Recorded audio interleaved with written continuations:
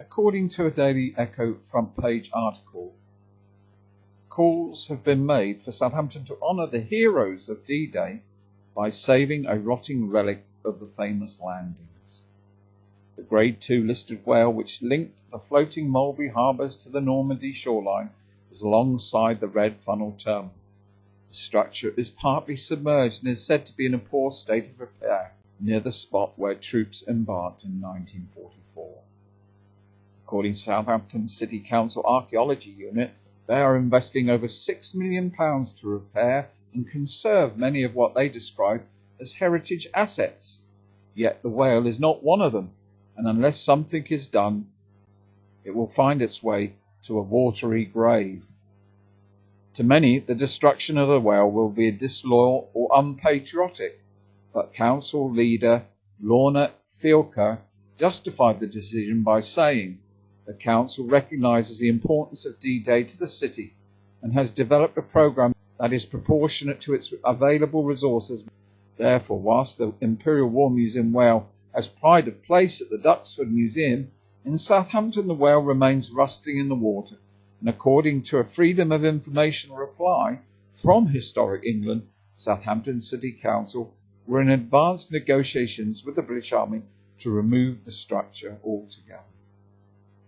As an alternative, it is proposed that the whale be installed as a backdrop to a remembrance park based around the Watts statue outside the Civic Centre. There is a newly pedestrianised area outside the White Building blocking traffic from the Polygon, which would make a fitting resting place as a tribute to those fallen heroes.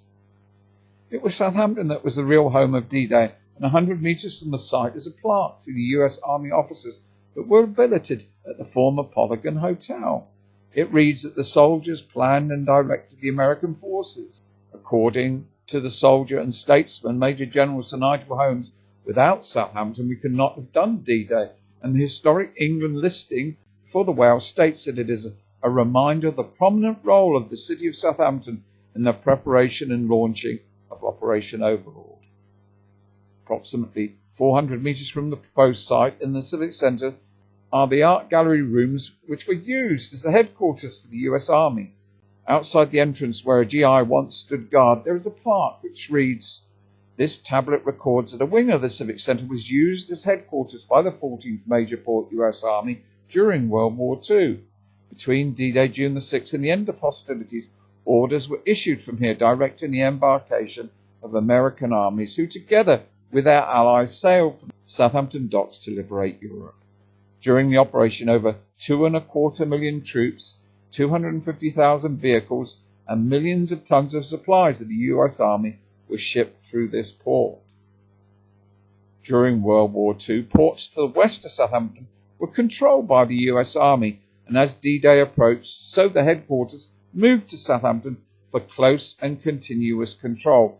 and there was a ceremony to celebrate the embarkation of the millionth Yank, attended by the Mayor. A plaque inside the Civic Centre, above the doorway leading to the art gallery rooms, reads, "Presented by the 14th Major Port US Army in acknowledgement of the generosity of the Borough of Southampton, which during the mayoralty of Rex Stranger gratuitously provided the section of the Civic Centre for use as headquarters for the port.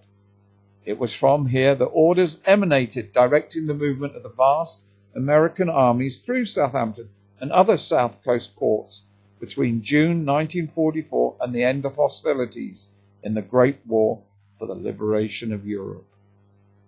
The word gratuitously was added to the plaque as an in-joke because there was some discussion at the time as to whether the US Army should pay the council rent for using the rooms. A short walk from the Civic Centre is Southampton Cenotaph, designed by Sir Edwin Lutyens, which is now a Grade 1 listed building, upgraded in 2015 when his war memorials were declared a national collection. It was the first by Lutyens to be built in permanent form, unveiled at a public ceremony on the 6th of November 1920, and influenced his later designs, including the Cenotaph in London. The present-day memorial includes the names of all casualties from the Second World War and later conflicts. Across the road is the Titanic Engineers Memorial, to the engineers who died in the disaster on the 15th of April 1912. The Titanic picked up most of its passengers and crew from Southampton, and the bronze and granite memorial was originally unveiled by the president of the Institute of Marine Engineers on the 22nd of April 1914 and was attended by an estimated crowd of 100,000. Nearby there's also the plaque to the Titanic musicians, which features an inscription of the opening bars of the 19th century hymn, "Nearer, my God, to Thee," and a carving of a grieving woman and an iceberg with the names of the musicians, all of whom died.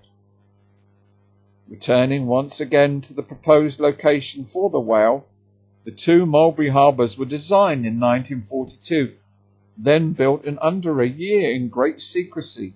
Within hours of the Allies creating beachheads after D-Day, they were towed across the English Channel and placed in position off Omaha Beach and Gold Beach to provide the necessary reinforcements and supplies until a major French port could be captured. According to the Institute of Civil Engineers, in the 10 months after D-Day, Mulberry B was used to land over 2.5 million troops, 500,000 vehicles and 4 million tons of supplies, and is credited by some historians with shortening the war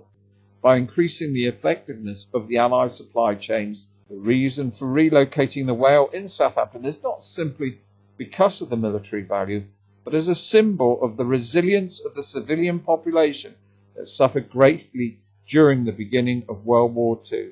lest we forget. If you would like to help save the whale, please contact the leader of Southampton City Council, whose details follow.